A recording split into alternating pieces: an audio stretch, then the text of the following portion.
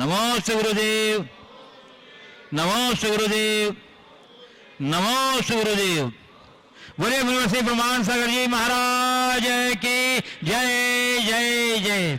और मैं प्रथम प्रश्न के लिए आमंत्रित कर रहा हूँ। हाँ, और भैया जी सभी कोई मास्क लगा कर बैठे, जो लगाए नहीं है तो कृपया से मास्क लगा लें, क्योंकि कोरोना का जो, हाँ, जिनके पास मास्क नहीं है वो कृपया मास्क की प्रबंध करके मास्क लगा कर ही बैठे। चलिए, मैं प्रथम प्रश्न के लिए आमंत्रित कर रहा हूँ जागरण पब्लिक स्कूल वाराणसी के प्राचार्य महोदय डॉक्टर।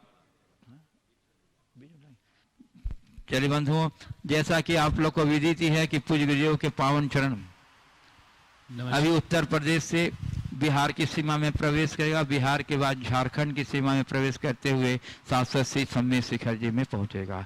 तो मैं देख रहा हूं कि प्रतिदिन वहां प्रति समाज से लोग आ रहे हैं। बिहार से कल गया के लोग आए थे, आज मैं देख रहा हूं बिहार से रफीगंज और पटना समाज के लोग आए हुए हैं। प्रथम क्रम में मैं आमंत्रित कर रहा हूं रफीगंज जैन समाज के अध्यक्ष स्वरूप चंद जैन की नेतृत्व में जो कमेटी यहाँ पधारी है, वे अपना भावना और अपनी जिज्ञासा प्रस्तुत करेंगे। उसके बाद तैयार रहेंगे पटना के सकल दिगंबर जैन समाज की गुरारा मंदिर विकास समिति की सदस्य बने।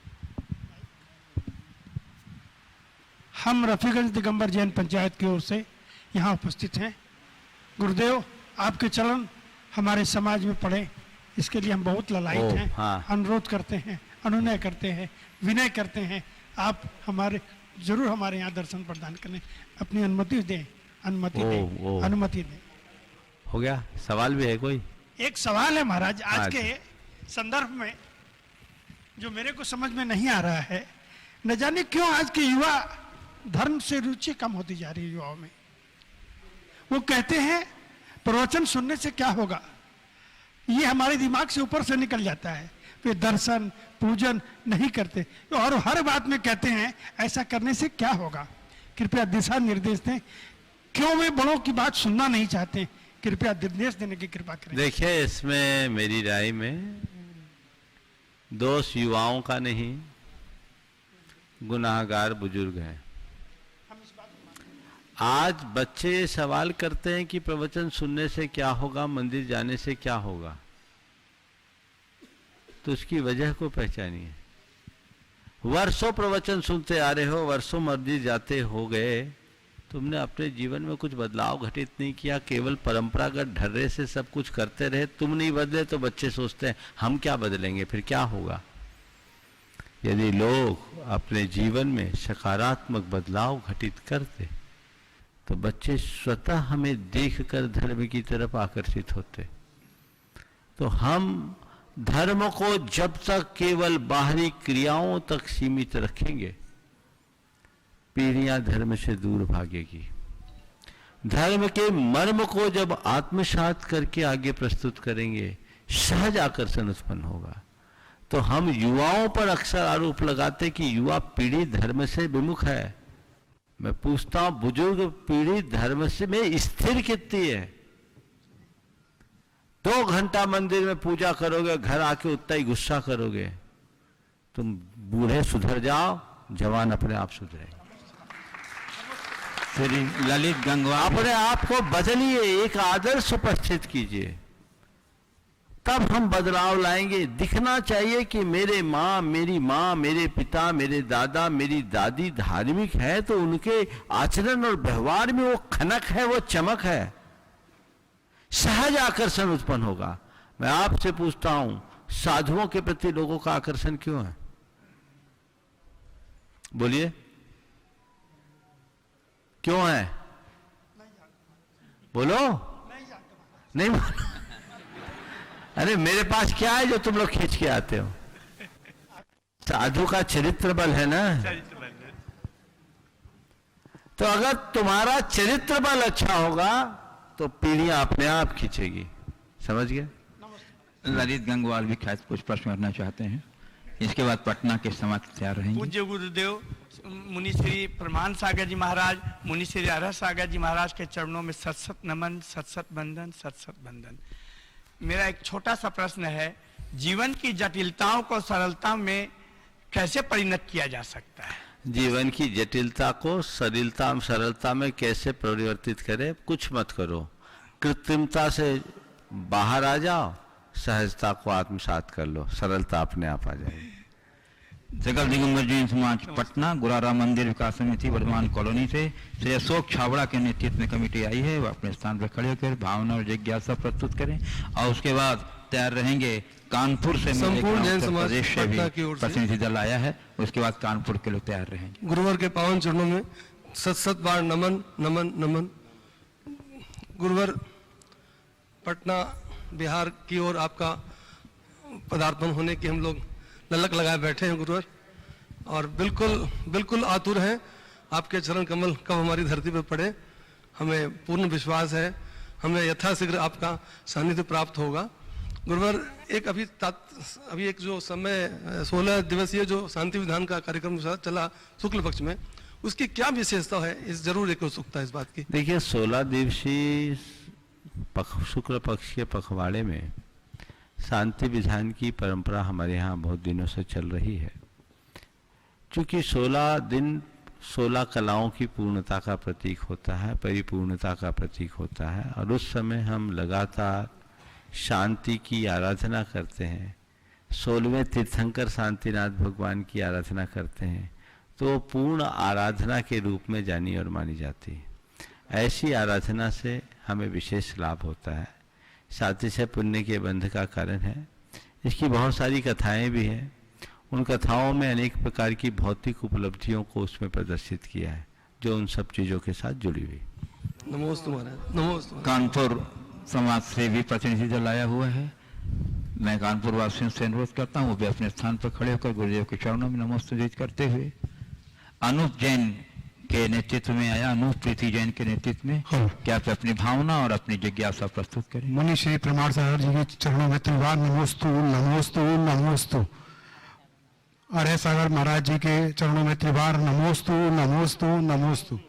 महाराज श्री, आज के इस आधुनिक युग में धर्म की प्रभावना तो बढ़ी है, ये निश्चित है, क्योंकि सभी लोग अपने धर्म को आगे बढ़ाना चाहते हैं, लेकिन धर्म में क्रिया का क्या महत्व है जिससे कि धर्म और ऊंचाइयों को छुए, इसके बारे में जरा सा बताएं। देखिए, धर्म बिना क्रिया के नहीं फलता, लेकिन क्रिया भी तब फलती है जब क्रिया के साथ हमारी वैसी भावना, समझ गए, तो क्रियानुरूप भावना से भरकर जब हम धर्म करते हैं तो वो हमारे जीवन में महाफलदायी होती है।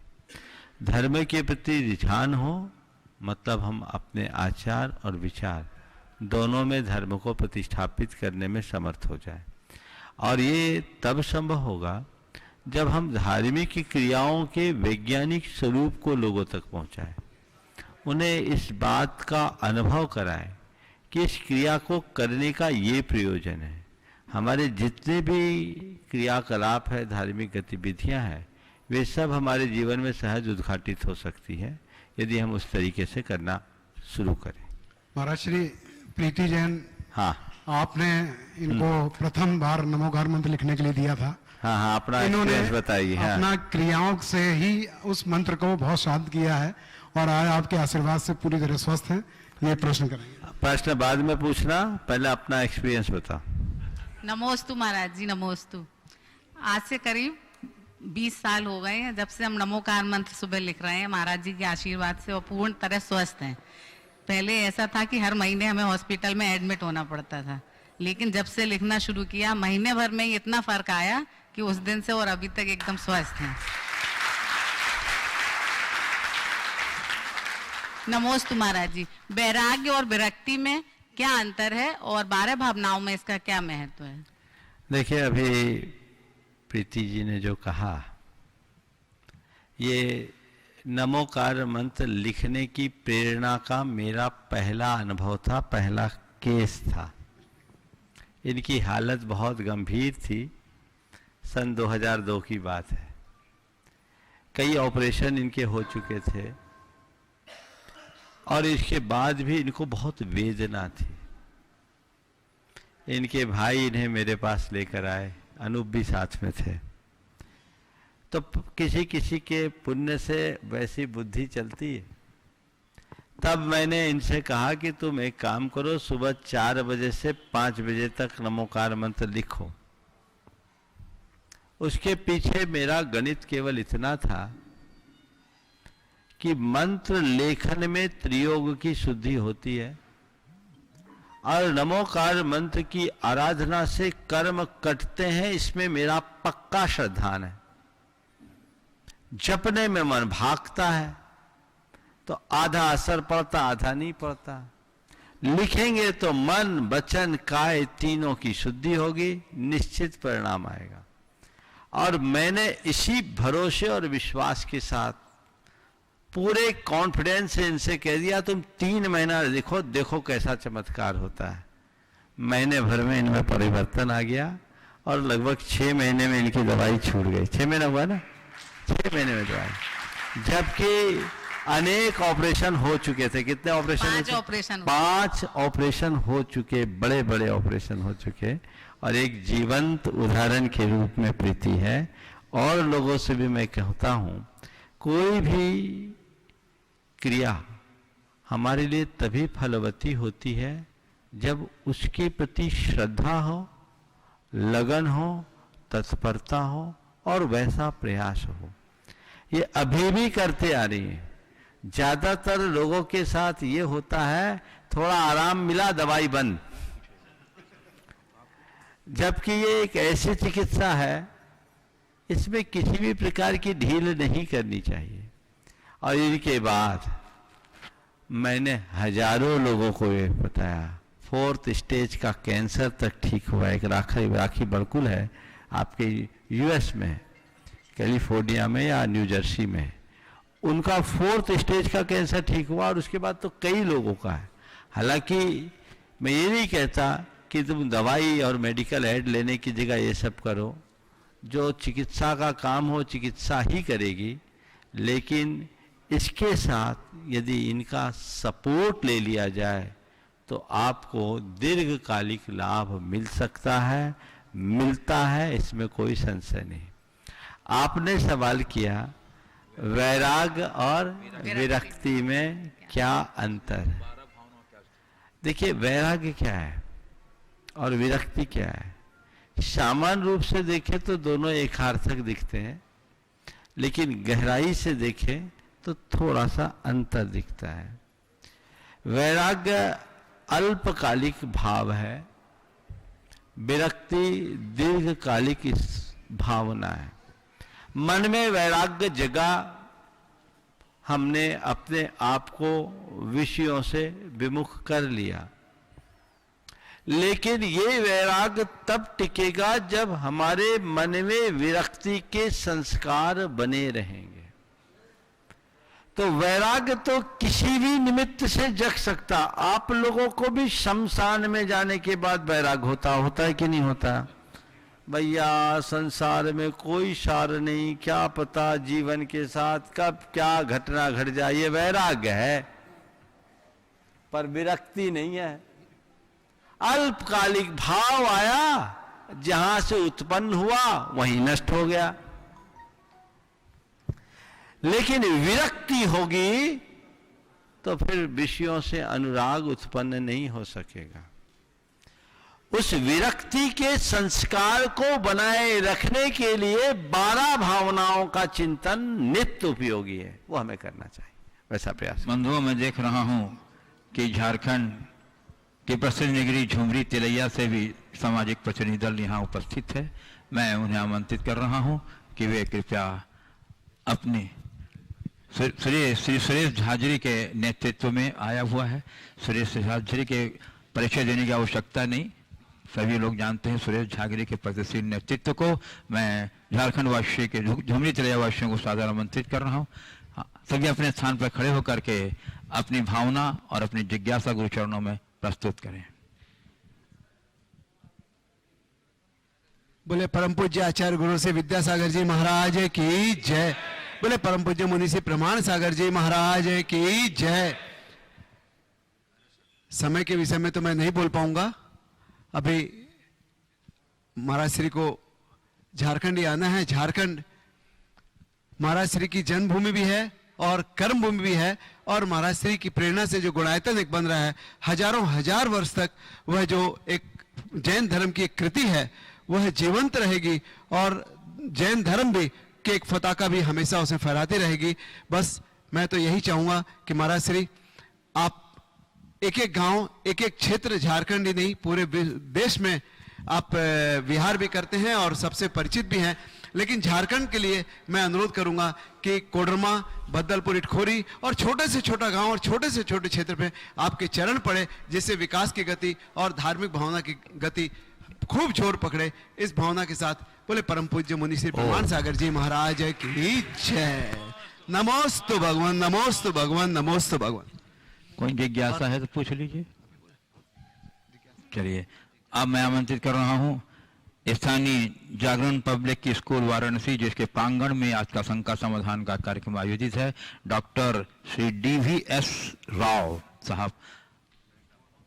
हाँ, इनका बहुत सहयोग रहा है आज गुरुदेव के यहाँ पर सभी चर्याओं में और यहाँ निवास के अंदर में और शंका समाधान कार्यक्रम में। महाराज जी को सादर प्रणाम। महाराज जी को सादर प्रणाम। मेरी आवाज सुनाई दे रही? महाराज जी को मेरा सादर प्रणाम। देश विदेश से लोग यहाँ आए हुए हैं आपसे मिलने, और आप हमारे स्कूल में हैं तो मुझे बहुत गर्व महसूस हो रहा है, और मुझे तो ये बहुत यकीन है कि आपके आने के बाद, आदमी हूँ थोड़ा था स्वार्थ तो होता ही है आपका चरण स्कूल में आने के बाद मेरा स्कूल तो बहुत अच्छा उन्नति करेगा, कोशिश तो हम भी करते हैं। मेरी एक छोटी सी यही प्रश्न है कि वर्तमान काल में जो बच्चे हों, बड़े हों, बुजुर्ग हों, मानसिक मनोबल थोड़ा अच्छा होना चाहिए, क्योंकि जो महामारी चल रही है इससे लोग बहुत जल्दी विचलित हो रहे हैं। कोई ऐसा छोटा सा उपाय बताएं जो सभी के लिए आसान हो, ताकि वो अपने मनोबल को दृढ़ निश्चय करवा, स्ट्रांग कर, they can make their mental thinking little strong. अपने मन बहुत अच्छा भाव आपने प्रकट किया है। मनोबल को ऊंचा बनाए रखने के लिए हमें कुछ अफर्मेशन रोज देना चाहिए, आत्म सुझाव देना चाहिए। अपेक्षित सुरक्षात्मक प्रावधानों को अपनाने के साथ हर व्यक्ति को नित्य ये बात, वाक्य दोहराना चाहिए, मैं स्वस्थ हूँ, मैं सुरक्षित हूँ, मेरा परिवार स्वस्थ है, मेरा परिवार सुरक्षित है, मैं स्वस्थ हूँ, सुरक्षित हूँ, सुखी हूँ, मेरा परिवार स्वस्थ है, सुरक्षित है, सुखी है, मैं अभय हूँ। ये वाक्य बार बार दोहराने से जो मन में डर समाया है वो दूर भागेगा, असुरक्षा की भावना है वो दूर होगी, और उससे परिणाम फिर अच्छे आएंगे, मनोबल ऊंचा होगा।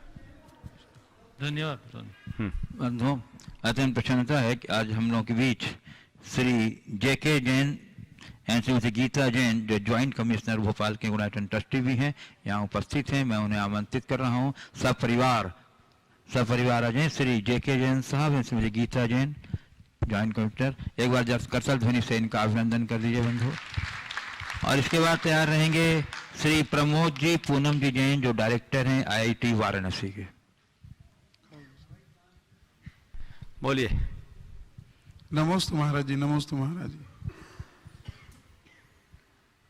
मेरा प्रश्न महाराज जी ये है कि अभी कोरोना के कारण जो स्थितियां निर्मित हुई, उसमें चूंकि मैं प्रशासन में और मैं बहुत से लोगों के इलाज में सम्मिलित रहा और शामिल रहा, कुछ लोगों को अपनी दैनिक जो धार्मिक क्रियाएं थी उनको छोड़ने में आपत्ति थी, लेकिन साइंटिफिक रूप से उनका छोड़ना जरूरी था। उनको दवाइयाँ, इंजेक्शन और इस तरह से हॉस्पिटलाइज कराना जरूरी था जिससे उनकी जान बच सके। ऐसे में क्या मार्गदर्शन होना चाहिए? धार्मिक क्रियाएं छूट गई, और क्या बोला आपने? गुटखा नहीं, क्या बोला? फिर से बोलो। उनको इंजेक्शन, दवाइयों के लिए उनको एडमिट कराने के लिए बहुत जरूरी था। देखिए, हमारे यहाँ एक नीति है, आपत्ति काले मर्यादा नास्ति। आपत्ति के काल में किसी प्रकार की मर्यादा नहीं होती। वो आपातकालिक व्यवस्था थी, और उससे अपने जीवन को सुरक्षित संरक्षित रखने के लिए उस समय के लिए जो आवश्यक और अपेक्षित प्रावधान है उसे अपना लेना चाहिए। लोगों ने उसी तरीके से अपनाया और किया। स्वस्थ होने के बाद, महामारी के दौर को पूरी तरह समाप्त होने के बाद प्रायश्चित के बल पर अपनी शुद्धि की जा सकती। ऐसे में अगर लोग ज़्यादा खींचते हैं तो उससे बड़े नुकसान भी होते हैं। इसलिए हमें देश काल के अनुरूप अपनी चर्या और क्रिया करनी चाहिए। नमस्ते महाराज। श्री प्रमोद जी जैन, पूनम जी जैन, डायरेक्टर IIT वाराणसी सपरिवार, और वाराणसी और पटना दोनों के डायरेक्टर हैं IIT के। एक बार अभिनंदन कर दीजिए बंधु तालियों के द्वारा। महाराज श्री के चरणों में सत सत प्रणाम। महाराज श्री, मेरा एक प्रश्न है जो हम लोगों की दिनचर्या से जुड़ा है। आज जैसे जैसे हम लोग अपने करियर में आगे बढ़ते हैं तो व्यस्तता बढ़ती जाती है और धर्म ध्यान के लिए समय निकालना बड़ा मुश्किल होता है। हालांकि मन में रहता है कि हम धर्म के प्रति जुड़े हुए हैं, लेकिन समय नहीं निकाल पाते। तो कई बार लगता है कि क्या हम धर्म से दूर तो नहीं हो रहे हैं उस वजह से।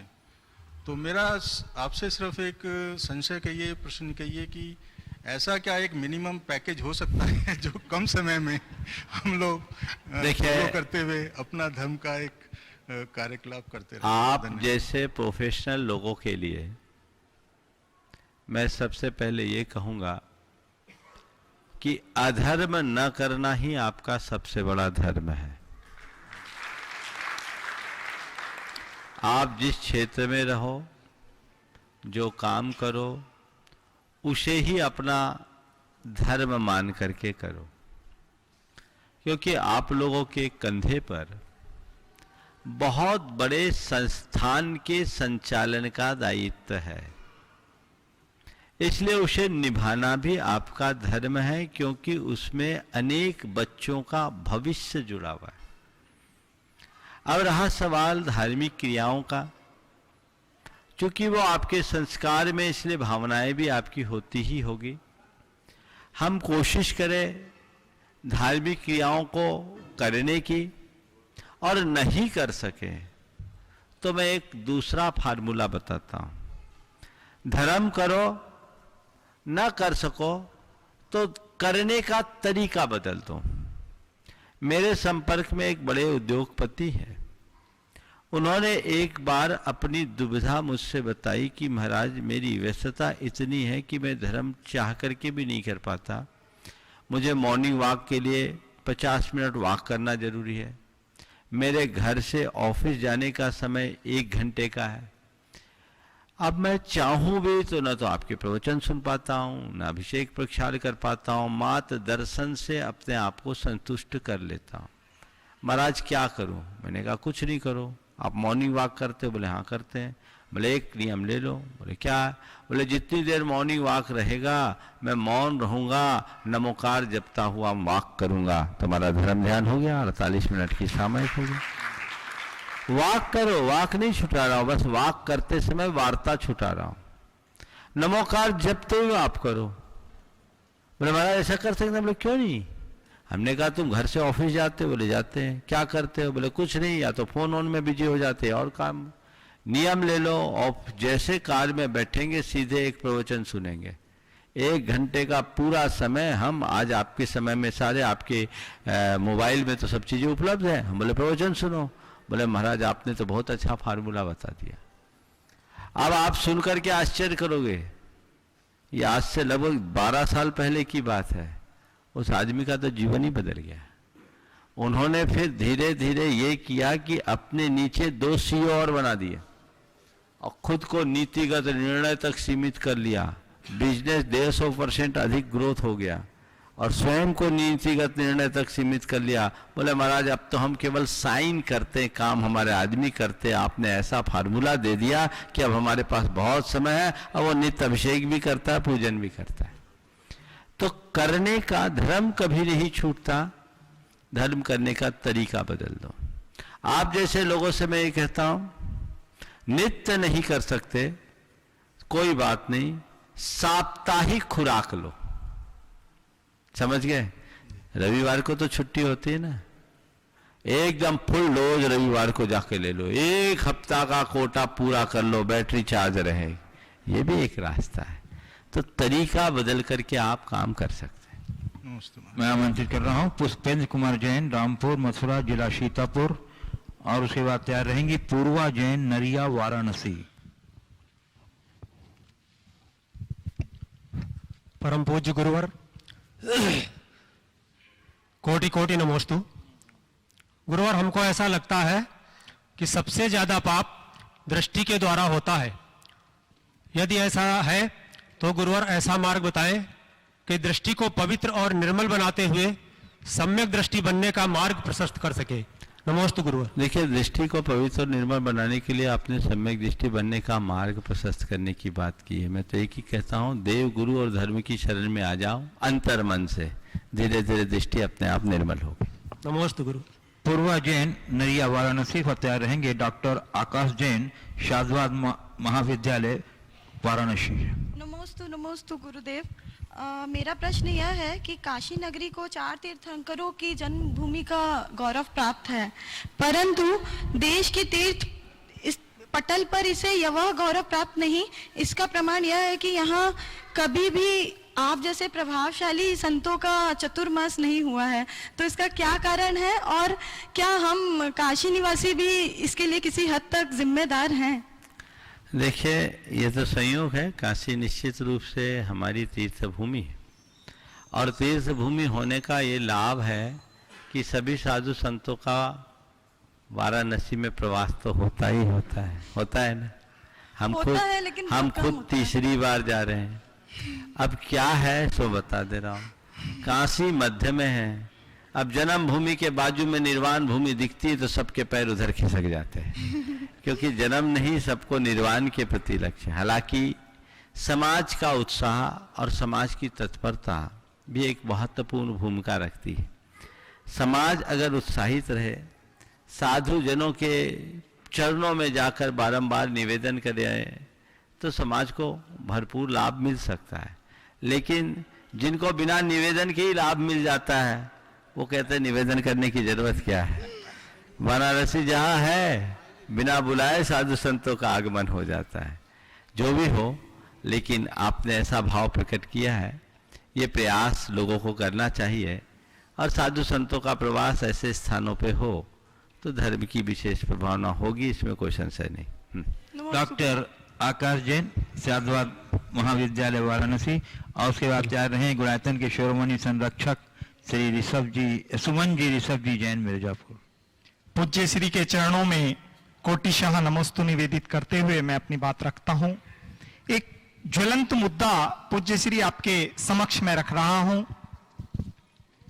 दिल्ली के एक पिता ने मेरे सामने अपनी एक पीड़ा रखी कि मेरी पुत्री, जो कि आलू, प्याज, लहसुन आदि नहीं खाती, रात्रि में पानी भी नहीं पीती, बेटी शादी के लायक है, लेकिन मुझे 2 साल हो गए उसके लिए लड़का देखते हुए। जो भी रिज्यूम आता है उसमें लिखा रहता है लड़के के लिए रिलीजियस, लेकिन उस रिलीजियस में जब अंदर जाते हैं, देखते हैं, बताते हैं कभी कभी मंदिर चला जाता है, धर्म को मानता है, धर्म है, और दबाव डाला जाता है, देखो होटल आदि में जाएंगे, प्याज लहसुन तो खाना पड़ेगा, रात्रि भोजन करना पड़ेगा। ऐसी स्थिति में उसको 2 साल हो गए परेशान होते हुए। वह दिल्ली एनसीआर का रहने वाला है, एनसीआर में करना चाहता है। ऐसी स्थिति में लड़की क्या करे? लड़की मानसिक तनाव में है। लड़की को चाहिए बहुत दृढ़ बने रहे, मजबूत बने रहे, और ये तय कर ले कि मेरे लायक लड़का मिलेगा तभी विवाह करूंगी, नहीं तो मेरा दूसरा रास्ता खुला है। डरने की बात क्या है? और लोगों को बड़ी विडंबना है, पहले लोग ऐसे को खोजते थे, अब ऐसे से दूर भागते हैं। ये बहुत बड़े चारित्रिक ह्रास का उदाहरण है। हालांकि समाज में बहुत से युवक भी ऐसे हैं जिनको लड़की नहीं मिल रही है। ऐसी एक ऐसी एजेंसी बननी चाहिए जो एक दूसरे का योग बना दे, जैसे को तैसा। जो लोग अपने आप को रिलीजियस या धार्मिक कहते हैं और जिनके आचार व्यवहार में कोई परिवर्तन नहीं, उनका जीवन व्यर्थ है। उन्हें धर्म के मर्म को समझना चाहिए, आधारभूत बातें हमारे यहाँ आना चाहिए। ये जैनियों की बात नहीं, देश में बहुत सारे ऐसे समुदाय हैं जहाँ लहसुन प्याज की गंध भी नहीं होती, और सब हाई प्रोफाइल जीवन जीते हैं, और आज भी वो अच्छे से पालन करते हैं। जैनियों के तो जन्मजात संस्कार में ये चीज़ें हैं, पर आधुनिकता के नाम पर जो इस तरह की विकृतियां हैं बहुत चिंतनीय है, और अब तो उससे भी नीचे आ गए हैं। अब लहसुन प्याज की बात तो दूर है, लोग लीकर भी लेने लगे हैं। ये बहुत विचित्र बात है, और ये हमारे समाज के घोर पतन का संकेत है। इससे हमें बहुत सजग और सावधान होना चाहिए। हमें ऐसे लोगों को प्रोत्साहित करने की जगह उन लोगों को प्रोत्साहित करने का प्रयास करना चाहिए जो धर्म के मार्ग पर आगे बढ़ने के लिए तत्पर है। गुणातन के शिरोमणि संरक्षक श्रीमती सुमन ऋषभ जैन मिर्जापुर पर तैयार रहेंगे। ये शिरोमणि संघ परिवार के श्री विकास जी जैन मिर्जापुर, विकास विक्रम जैन मिर्जापुर। क्या आगे यहाँ पे 2 दिन पूछे? एक नंबर 1 गुरुदेव के पावन चरणों में नमोस्तु नमोस्तु नमोस्तु। गुरुदेव, आज बनारस की पुण्य धरा में आपका प्रवेश हुआ है। आपका स्वागत, अभिनंदन और वंदन। गुरुदेव, बनारस अपनी 4 चीजों के लिए ख्याति रखता है। बोलो नहीं तो अच्छा है। ना बोलो तो अच्छा है। क्या दुनिया में बता रहे हो, हम बता दें। यहाँ बोलने लायक नहीं है। जी गुरुदेव, हाँ। तो हम ये पूछना चाह रहे थे गुरुदेव कि यहाँ गंगा बहती है तो ज्यादा पवित्र हो जाती है। यहाँ पे जो मंदिर शिव का है, सब जगह शिव का मंदिर है, वो यहाँ पे ज्यादा ही पवित्र हो जाता है। यहाँ की जो संस्कृति है वो अपने आप में अलग हो जाती है।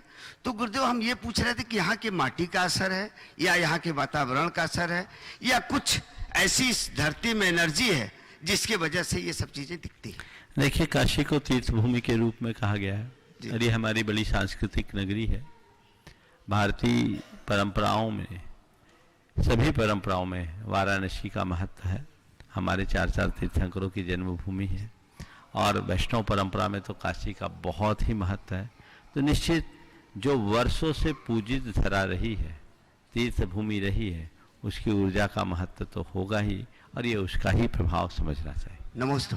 शिरोमणि संरक्षक परिवार के श्री विकास जी विक्रम जी जैन मिर्जापुर, और उसके बाद तैयार रहेंगे ये मंगल विहार यात्रा के पुण्यार्जक श्री सेठ सुभाष जी जैन कटनी और सुनीचंद प्रभा जैन। नमोस्तु गुरुवर, नमोस्तु गुरुदेव। जैसा कि आपने कल शंका समाधान में यह निर्देश दिया कि बहुप्रतीक्षित रथावर्तन महोत्सव 4 मार्च से प्रारंभ होने जा रहा था, जिसके लिए पूरे देश से ही नहीं बल्कि विदेशों से भी गुरु भक्तों ने रजिस्ट्रेशन करवाया था, परंतु आपने उसे श्रावकों की सुरक्षा के लिए दृष्टि को देखते हुए स्थगित कर दिया। गुरुदेव, आपसे यह समाधान चाहते हैं कि वह पुण्य वर्धिनी रथावर्तन यात्रा का सहयोग अब आपके सानिध्य में कब संपन्न होगा?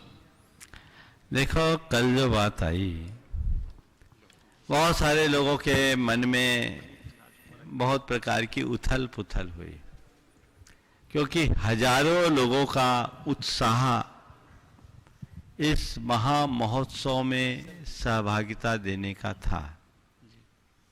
इस मंच से जब अचानक उसकी घोषणा हुई स्थगन की, तो लोगों के मन में उथल पुथल हुई है, स्वाभाविक है। लेकिन हमने बहुत विचार करके ही ये निर्णय लिया। जिस समय रथावर्तन की बात थी, उस समय स्थिति दिनों दिन सामान्य हो रही थी, सामान्य दिशा में बढ़ रही थी, और ऐसी उम्मीद थी कि मार्च के प्रथम सप्ताह तक सब कुछ पूरी तरह ठीक हो जाएगा। सतना में हमने जब इसकी घोषणा की थी और विशेषज्ञों से बात करके की थी, तब तक सब सामान्य था। लेकिन ये बीच के 15-20 दिनों में पूरे देश की स्थिति बदल गई। 4 सप्ताह की ये यात्रा लंबी यात्रा थी, और जिसमें हजारों लोगों का आना रहना, और उसमें से लोग ट्रेनों से आए, प्लेनों से आए, कहाँ कहाँ से आए। तो मुझे लगा कि इससे लोगों की सुरक्षा खतरे में है, और ऐसे समय में इस तरह के आयोजन करने का समय नहीं समझना चाहिए, ये सुरक्षित नहीं है।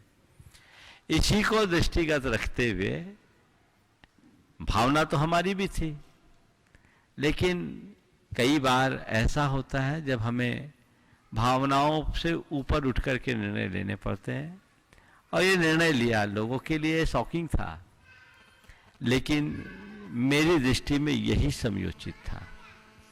यात्रा स्थगित हुई है, भावना भाई है, फिर कभी योग बनेगा और अच्छे स्वरूप में ये यात्रा निकलेगी, ऐसी भावना भाई है। जब पुण्य का योग होगा तब होगा। जहां तक आने वाले दिनों की बात है, जिन लोगों ने रजिस्ट्रेशन करा लिया उनका क्या होगा? अब उन सब से मेरा ये कहना है, अब यात्रा ही नहीं तो रजिस्ट्रेशन किसका? अब आप लोगों को ऐसे समय में आवागमन करने की जरूरत नहीं है। बिहार जिस क्रम से चल रहा है उसी क्रम से चलने दीजिए। भावना भाइये, सब कुछ निरापद हो और सब कुछ निरापद दिखने लगे तो आखिरी हफ्ता में एक साथ आ जाना, वो भी जब इस मंच से कहा जाए तब सब कुछ ठीक होगा। तो अंत मता सो गता। अभी ऐसा नहीं है कि आप सब दिशा से आने लगो और वही भीड़ आ जाए, क्योंकि मुझे मालूम है लोगों का रेला कैसा उमड़ता है। इसलिए सभी भक्तजनों से मेरा ये कहना है, अभी संयम का परिचय देना है, भावनाओं से ऊपर उठ कर के काम करना है। और काफ़ी लोग जो बिहार में यात्रा में यहाँ चल रहे हैं, अभी सुरक्षात्मक तरीके से चले, और जो लोग हैं वे भी जो सरकार के दिशा निर्देश हैं उनका पालन करते हुए चले। मास्क को मुंह में लगाएं, ठुड्डी में नहीं। इसका आप सबको ध्यान रखना है। अपनी सुरक्षा के प्रति सजग रहना बहुत ज़रूरी है। ये मैं अपने लिए घबरा के नहीं बोल रहा हूँ, लेकिन चूंकि ये सामूहिक हित की बात है, हमें उन सबको साधना चाहिए। यद्यपि जैसी आपको सब जानकारी कल दी गई, शासन प्रशासन की तरफ से कोई रोक नहीं है। मैंने खुद ही अपनी तरफ से विचार करके निर्णय लिया और लोगों ने इसे स्वीकार किया। स्वीकार तो करना ही पड़ेगा, कोई रास्ता नहीं है। पर अभी ये टला है, निरस्त नहीं हुआ है। इसी में संतोष है। हाँ, भावना भाव शायद उत्तर प्रदेश वालों का और कोई प्रबल पुण्य आने वाला होगा, इसलिए अभी टल गया, ऐसा मानकर चल। मैं तो हमेशा सकारात्मक दृष्टि से देखता हूँ। जो होता है वो अच्छे के लिए होता है। अभी होती भी रथ यात्रा तो तुम लोग आते भी तो डरे सहमे रहते। ऐसा समय आए जो पूर्ण उमंग और उल्लास के साथ ये कार्य करे। हम आपका जीवन होगा तो ये कार्य भी हो जाएगा, इसमें क्या संशय। गुरुदेव, आज मेरे मित्र अनुराग त्रिपाठी जी और संजय कटारे जी भी आए हुए हैं, और उन्होंने भी यही कल हमसे रात में पूछा कि ऐसा हो सकता है क्या। हमने कहा नहीं, सुना था मोहल्ले में, मोहल्ले के ही हैं हम लोग ये, और ये हैं वहाँ पे, तो आ जाइए। हाँ, तो ये भी हम लोग के साथ चलने को तैयार थे। हम विक्रम भैया सब लोग, मतलब पूरी हम लोग योजना बना चुके थे। पूरा देश था, रजिस्ट्रेशन में बहुत लाइन लगी, परिवार से लेके मित्र तक। 25 तारीख लास्ट डेट थी, 23 तारीख को बंद करना पड़ा। इतने रजिस्ट्रेशन हो गए, और जो रजिस्ट्रेशन बिना रजिस्ट्रेशन के चलने वाले उतने ही थे। इसलिए बहुत चीजें थी। निश्चित वो एक भावना का आयोजन था और बहुत सफलता से होता, लेकिन जब तक परिस्थिति अनुकूल नहीं है तब तक क्या करें। हम लोगों ने वर्किंग का प्लान सब कर लिया था। बहुत सुंदर। मंगल विहार पद यात्रा के जल्दी से नमोस्तु महाराज। महाराज, मैं आपके सानिध्य में पिछले 1 हफ्ते से हूँ। मेरे को बहुत अच्छा फील हो रहा है। मैं ये और कितना आगे ले जा सकता हूँ, कृपया मार्गदर्शन दीजिए। ये तुम्हारी फीलिंग बताइए कितना आगे ले जाए। हमारा काम तो प्यास जगाना है, समझ गए ना। नमोस्तु। हाँ। मंगल विहार यात्रा संघ के पुण्यार्जक श्री सेठ सुभाष चंद्रभागी कटनी। हे गुरुवर, 2 बीज होते हैं, एक उनके साथ कटनी के सभी लोग, प्रेमी जी जो पुण्यार्जक परिवार है, प्रमोद जी, कक्का, सिद्धार्थ जी, और भी सब आ जाइए। अनिल जी कटनी, जितने कटनी के लोग हैं जो पदयात्रा में चल रहे हैं, अपना सक्रिय योगदान दे रहे हैं, सब खड़े हो जाए।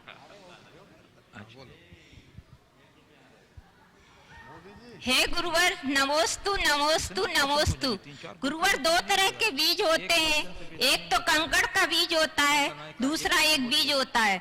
अगर व्यक्ति कंकड़ का बीज बोएगा तो उसको क्या मिलेगा? कितनी भी मेहनत करेगा, कुछ भी करेगा, कुछ भी नहीं मिल सकता। अगर एक हम बीज को बोएंगे तो हमारे लिए फल भी मिलेंगे, पौधे भी बड़े होंगे और उससे हमें छाया भी मिलेगी। आगे भविष्य में जो हमारा परिवार अन्य लोग रहेंगे उनको भी उससे छाया मिलेगी। हे गुरुवर, उसी प्रकार आपने भी हमारे जीवन में एक बीज बोया है, अब उसको हम किस रूप डालें कि हम भी उसको ग्रहण करें और हमारा परिवार भी ग्रहण करे, मार्गदर्शन दे। देखो, बात बिल्कुल सही है, बीज बोने से फलता है, कंकल बोने से नहीं फलता। लेकिन एक बात ध्यान रखना, बीज भी तभी फलता है जब उत्तम भूमि में बोया जाए, ऊसर भूमि में नहीं। ऊसर भूमि में बोया गया बीज व्यर्थ हो जाता है और उत्तम भूमि में बोया जाने वाला बीज उन्नत होता है। तो उत्तम भूमि में बीज बोएं, पहली बात। और दूसरी बात कि हम बीज को बोने के बाद उसकी देखभाल करें, उस पर खाद पानी डालते रहें, तो वो बीज फलेगा। और फलेगा ही नहीं, एक बीज अनंत बीजों का जन्मदाता बनेगा। तो जो संस्कारों के बीज हमारे चित्त की भूमि में पड़े हैं, उसे हम नित्य सींचते रहें, उसके प्रति जागरूक और तत्पर बने रहें, तो सब बातें अपने आप हो जाएगी। नमोस्तु नामांकित कर रहा हूँ श्री पीयूष जी जैन, लप्पू सतना कोषाध्यक्ष। और उसके बाद तैयार रहेंगे पुण्याजक परिवार के ही प्रेमी परिवार से श्री अरहंत जी जैन, बिट्टू कटनी। परम पूज्य साधु परमेष्ठी भगवंतों के श्री चरणों में त्रिवार नमोस्तु नमोस्तु नमोस्तु। हे गुरुदेव, कुछ अभिभावक ऐसे होते हैं जो एक उम्र पार कर जब रिटायर की स्थिति में पहुंचते हैं तो उनके स्वभाव में चिड़चिड़ापन आ जाता है, असहज रहने लगते हैं। इससे विपरीत कुछ ऐसे भी होते हैं जो बड़े सहज और प्रसन्न चित्त रहते हैं। तो हे गुरुदेव, एक की असहजता और दूसरे की सहजता का क्या राज है? और हम इस युवा पीढ़ी के जो नौजवान हैं उस उम्र में जब पहुंचेंगे तो क्या प्रयास करें कि हमारे मन में भी वही सहजता और प्रसन्नता? देखो, दो तरह के लोग होते हैं, कुछ लोग जिद्दी होते हैं, कुछ लोग जिंदा दिल होते हैं। जो जिद्दी होते हैं उनका जीवन रद्दी होता है, वो हर बात में चिड़चिड़ाएंगे, असहज होंगे, अपनी बातें थोपेंगे। और जो जिंदा दिल होते हैं वो बुढ़ापे में भी जवान बने रहते हैं। तो हमें जिद्दी नहीं, जिंदा दिल बन करके जीना चाहिए, चीज़ों को सकारात्मक लेकर के चलना चाहिए। बचपन से ही ये संस्कार अपने मन में जमा ले तो हमारे जीवन में ये बातें सहज उद्घाटित हो। नमस्ते। आमंत्रित कहाँ अरहन जी, बिट्टू और उसके बाद तैयार रहेंगे श्री प्रमोद जी कक्का, शास्त्री परिवार कटनी। पूज्य गुरुवर के चरणों में त्रिवार नमोस्तु नमोस्तु नमोस्तु। सभी लोग प्रमोद जी के साथ गुरुदेव, टेक्नोलॉजी दिन पर दिन आगे बढ़ रही है और हम उसका सदुपयोग की जगह दुरुपयोग ज्यादा कर रहे हैं। उसी प्रकार मनुष्य की क्षमता असीमित है, पर हम अपनी क्षमता सही जगह ना लगा के गलत जगह ज्यादा लगा रहे हैं। महाराज श्री, हमें ऐसा क्या करना चाहिए कि हम अपना क्षमता का प्रयोग सही दिशा में करें? बहुत अच्छा सवाल है। जैसे टेक्नोलॉजी का दुरुपयोग हो रहा है, वैसे ही लोग अपनी क्षमताओं का भी दुरुपयोग कर रहे हैं। आपने पूछा है कि हमें ऐसे क्या करना चाहिए कि हम अपनी क्षमताओं का सही उपयोग कर सकें। सबसे पहले हमें अपनी क्षमता का आकलन करना सीखना चाहिए। पहले हम अपनी क्षमताओं का आकलन करें, उसका दोहन करें और फिर तय करें कि हम उसे कहाँ नियोजित करना है। जब तक मनुष्य अपने जीवन की दिशा तय नहीं करता, तब तक उसकी क्षमताओं का सही उपयोग नहीं होता। तो हर मनुष्य के भीतर असीमित क्षमताएं हैं, उसे चाहिए कि वो अपनी दिशा तय करे। जो दिशा आप पकड़ेंगे उसी दिशा में सब कार्य हो जाएंगे। नमस्ते। श्री प्रमोद जी जैन, कक्का, शास्त्री परिवार कटनी। गुरुदेव के चरणों में तैयार रहेंगे अजय जैन, मनीष जैन, कोडरमा, झारखंड। गुरुदेव के चरणों में अनंत कोटि नमोस्तु। गुरुदेव, कल का दृश्य बहुत अद्भुत था। मझवा गांव में समाज भले ही छोटी हो, कहने को संपन्न ना हो, लेकिन उनके दिल बहुत बड़े थे। बहुत भव्य आगवानी के साथ पूरे गांव की एक खासियत थी गुरुदेव, जहां पे भी पीने का पानी मंगाया है वो पहले प्लेट में मीठा लाए हैं, बाद में उनने पानी दिया है। एक जगह ये हुआ, मैंने चलो हो सकता है घर संपन्न हो या वरिष्ठ क्रम में हो इसलिए आया हो, हमारी प्यास तो बढ़ती गई, हमने तो 4-5 जगह पानी मंगाया, लेकिन क्रम उनका यही चला। मैं उनके इन भावों को नमन करता हूं और ये भी भावना भाता हूं कि बंधुवर, तुम चाहे जितने भी बड़े हो जाओ, लेकिन इस गांव की इस परंपरा को कभी खत्म मत होने देना। मैं पुनः उनके भावों को और उनकी इस धर्म प्रभावना के अंग को नमन करता हूं। गुरुदेव, प्रश्न ये है कि सब्र एक ऐसी सवारी है जो अपने सवार को कभी गिरने नहीं देती, ना किसी के कदमों में और ना नजरों में। हे गुरुदेव, इस सब्र को प्रकट और प्राप्त कैसे किया जाए? बहुत अच्छा भाव आपने प्रकट किया। सबसे पहले तो मजमा की बात आपने की, कल मजमा की चर्चा नहीं हो पाई। मजमा की छोटी समाज, और बिल्कुल ठीक कहा जाए साधारण समाज ने वहाँ जो मंदिर निर्माण का बीड़ा उठाया और जब साकार कर रहे हैं, वो बड़ी बड़ी समाजों के लिए उदाहरण है। और ऐसे लोगों को सबको सहयोग देना चाहिए, बहुत अच्छा कार्य है। मैं खास करके वाराणसी और मिर्ज़ापुर के लोगों को कहूँगा कि मिलजुल करके उनके मंदिर को शीघ्र पूर्ण कराएं। अच्छा स्वरूप बना रहे हैं और बहुत अच्छा कार्य वो लोग कर रहे हैं। छोटी समाज में इतना भव्य मंदिर सबके सहयोग से ही पूरा होगा, उसमें सबको सहयोग देना चाहिए। भावनाएं तो हम लोग देखते ही हैं और ये भावनाएं निरंतर बढ़नी चाहिए। आपने कहा सब्र एक ऐसी सवारी है जो अपने सवार को कभी गिरने नहीं देती, न तो कदमों में न ही नज़रों में। इस सब्र को बनाए रखने के लिए क्या करें? सकारात्मक सोचें। पहली बात सकारात्मक सोचें। अगर आपके अंदर सकारात्मकता होगी, सब्र आएगा। दूसरी बात, आशावादी बने। जब मनुष्य के मन में आशा बंधी रहती है, हृदय में सब्र बनता है। जो व्यक्ति नकारात्मक सोचते हैं, उनके मन में धैर्य नहीं होता। जिनके हृदय में हताशा आ जाती है, वो व्यक्ति अधीर हो जाते हैं, टूट जाते हैं। तो हम हमेशा ये मंत्र बनाएं अपने जीवन का कि हमें सकारात्मक सोचना है और हमें आशावादी बनना है। सब ठीक होगा, सब ठीक होगा, सब ठीक होगा। और अपने मन के धैर्य को बनाए रखने के लिए भावना योग के अंतर्गत एक कमांड अपने मन को दें। मुझे धीरज रखना है, मुझे धीरज रखना है, मुझे धीरज रखना है। और ये प्रयोग मैंने अनेक लोगों से कराया जिनमें बहुत हड़बड़ी होती थी। वे लोग भी आज धैर्य के धनी बन गए। तो कई लोग हैं जिनमें उतावलापन है, अधीरता है, उन्हें चाहिए कि इस तरीके से धीरज रखें।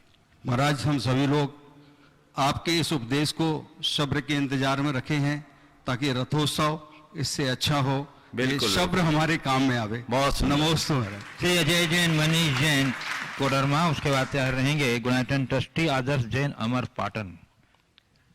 सबके पीर परमान सागर जी महाराज का जब 2017-18 में गिरिडीह से संबे शिखर को बिहार हुआ था, तब उन्होंने एक पत्थर पे बैठे थे गुरुदेव।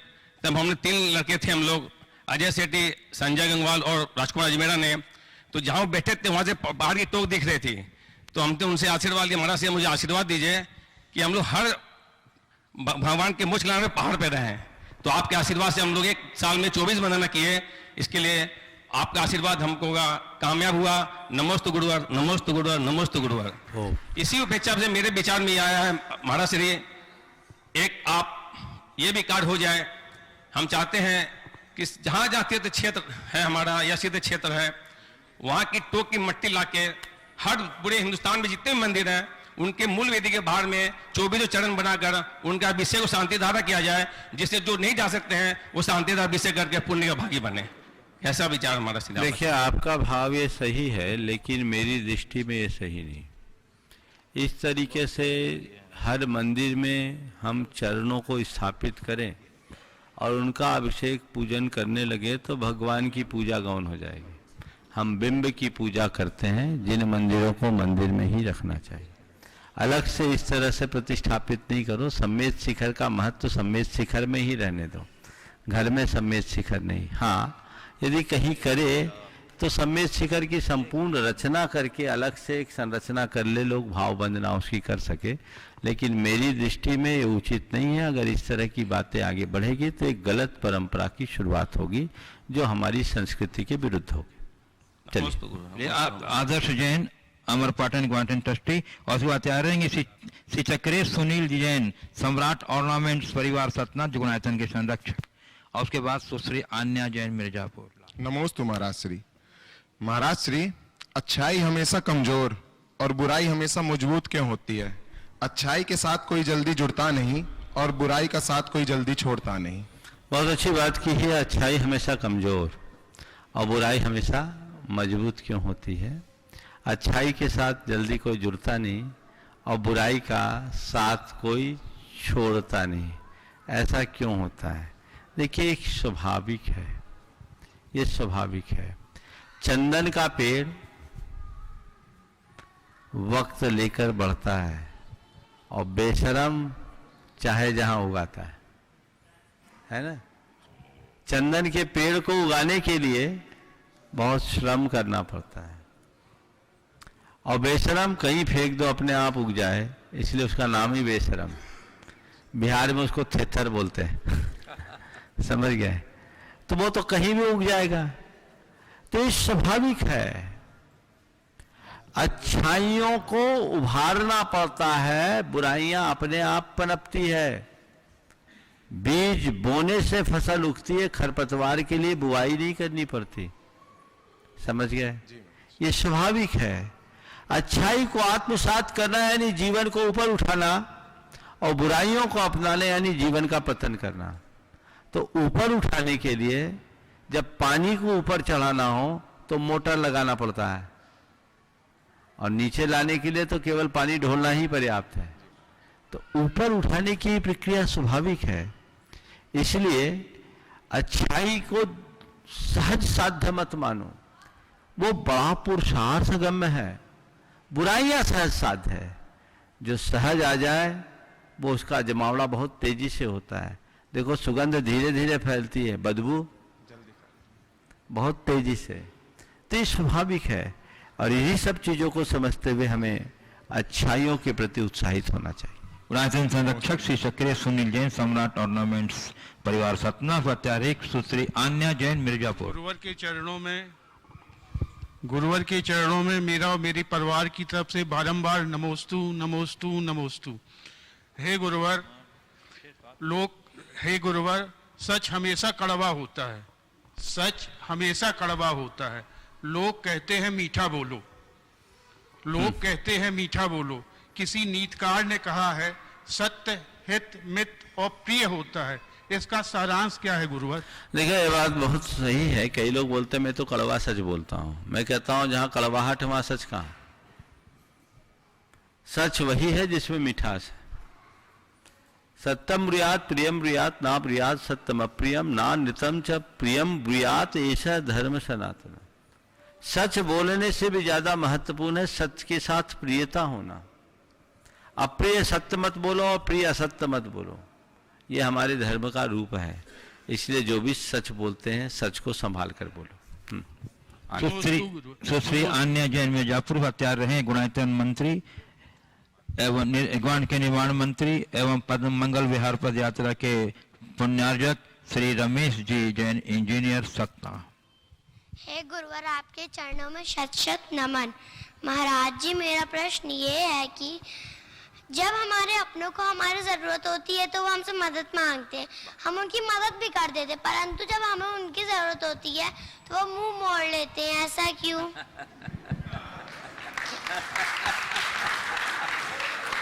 इसके प्रश्न बड़े अनुभवपूर्ण होते हैं और यही संसार की वास्तविकता है। दुनिया मतलब की गर्जी है। हर कोई अपने अपने मतलब के अनुसार काम करते हैं। तो इसे देखकर क्या करो, खुद मतलबी मत बनो। ये सोचो कि हम जब अपना मतलब पूरा करके किसी से मुंह मोड़ते तो हम किसी का जरूरत पर साथ दे, वो हमारे जरूरत पड़ने पर मुंह पर मोड़े तो हमें जो कष्ट होता है, ऐसे यदि हम किसी के प्रति मुंह मोड़ेंगे तो उसको कष्ट होगा। इसलिए हमें ऐसा नहीं करना। और दूसरा कोई करता है तो उसको दिमाग से निकालो, कहो हमने इसलिए थोड़ी किया कि वो जीवन भर मेरे प्रति कृतज्ञ बने रहे। उसकी वो जाने, हमारी हम जाने। ये संसार है, ऐसे ही चलेगा। नमोस्तु महाराज। श्री इंजीनियर रमेश जी जैन, सतना। और उसके बाद आ रहे हैं कुमार अक्षर जैन, महिंद्रा। मुनिद्वय के चरणों में सविनय नमोस्तु। मुनिश्री, सोच रहा हूं आज एक प्रश्न पूछूं। प्रश्न इसलिए कि वो प्रश्न भी मेरा नहीं है। बहुत से लोग प्रश्न पूछते हैं कि इसने पूछा, इनके माध्यम से पूछ रहा हूं। वो प्रश्न महाराज जी कल से अचानक पैदा हुआ और उन लोगों के माध्यम से पैदा हुआ है जो इस रथावर्षण महोत्सव को अपने नैनों में से देखना चाहते थे, उसका साक्षात्कार स्वयं करना चाहते थे। जैसे ही इस रथावर्षण महोत्सव की निरस्त बोलें, रद्द बोलें, क्या बोलूं महाराज श्री, मुझे भी नहीं पता कि आगे क्या होने वाला है। अब इस सब्र तो जिन लोगों ने रजिस्ट्रेशन कराया वो जानते हैं कि उनको क्या करना है। प्रश्न ये था कि चूंकि महाराज श्री रोज यहां से सूचनाएं जा रही थी, तो कई लोगों ने कहा भैया आप तो चूंकि बिहार में कर रहे हो, आप तो पुण्य का संचय कर लोगे, कर रहे हो, हम लोग क्या करें। इतने दिन से भाव बनाए थे, देव का सानिध्य मिलेगा, गुरु का सानिध्य मिलेगा, शास्त्र का सानिध्य मिलेगा, रथ यात्रा होगी, पद यात्रा होगी, तो थोड़ी बहुत पुण्य का संचय कोई यात्री जो रहते वो भी करते। महाराज से उन्होंने भाव तो बनाए थे अपने। तो मेरा प्रश्न ये है या वो लोग पूछ रहे हैं कि अब उनको क्या मिलने वाला है, कृपया मार्गदर्शन दें। देखो भाव का पुण्य तो मिल गया, क्रिया के मूल्य पुण्य के लिए थोड़ा और प्रतीक्षा करो। ऐसा पुण्य बढ़ाओ, ऐसा पुण्य बढ़ाओ, ऐसा पुण्य बढ़ाओ कि ये अंतराय हमेशा हमेशा को टल जाए और जीवन सफल हो जाए। इलाहाबाद बंधु, मैं देख रहा हूं कि यहाँ इलाहाबाद के भी पंचायती सभा के सदस्यगण यहाँ उपस्थित हैं। कृपया वो अपने स्थान पर खड़े होकर नमन करते हुए अपनी भावना और जिज्ञासा प्रस्तुत करें। इलाहाबाद जैन समाज। और इसके बाद तैयार है ना कुमार अक्षय जैन महिंद्रा। महाराज जी नमोस्तु नमोस्तु नमोस्तु। आप महाराज जी बड़ा दुख होता है इलाहाबाद जैन समाज को, बहुत आपके चरण वहां नहीं पड़ पाए। बड़ा उम्मीद से पूरा इलाहाबाद तैयार था और बड़े आशा से लगा था कि महाराज जी के चरण पड़ेंगे तो बड़ा पुण्य थोड़ा सा। अरे घबराओ नहीं, हमने एक कसम थोड़ी खाया कि इलाहाबाद नहीं जाएंगे। मगर जो अभी रास्ते में नहीं पड़ा, कहीं नहीं पड़े। देखो प्रतीक्षा करो। तुम तो ये बोल रहे हो अभी बीच के कोविड के दौर में तो कई बार ऐसा हुआ गांव में जाकर के भी गांव में नहीं घुसे, समझ गए। तो इसलिए प्रतीक्षा करो, समय आएगा। जब बगल से निकल जाते हैं और प्रतीक्षा करो। चलो ठीक है ना। इस प्रकार आज के सत्र को परम पूज्य गुरुदेव के चरणों में नमन अर्पित करते हुए यहीं पर विराम। बोलिए परम पूज्य आचार्य गुरुवर श्री विद्यासागर जी महाराज। बंधु